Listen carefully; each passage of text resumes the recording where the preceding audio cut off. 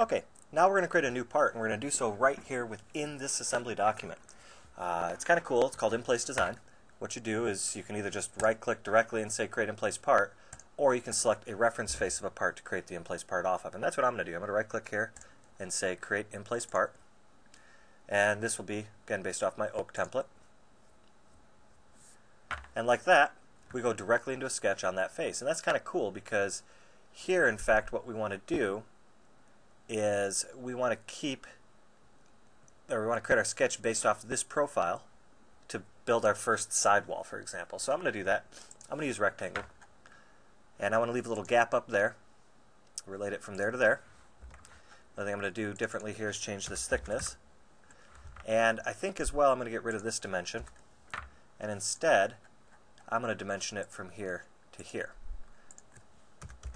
Because this is going to be the front face of our cabinet.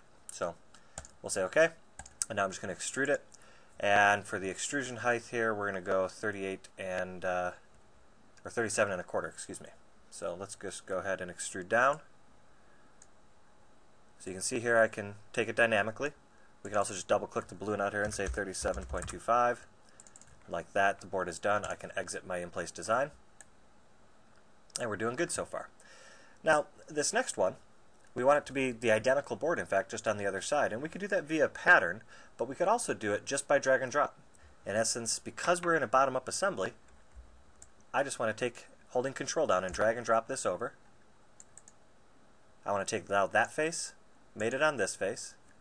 I want to take this front face here to this front face. Now it's facing the wrong way, so I'm just going to take the balloon here and double click.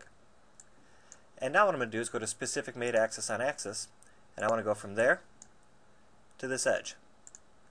Like that, the model turns blue, which tells me it's fully positioned, and I'm done. And I've added this part correctly based off of this part.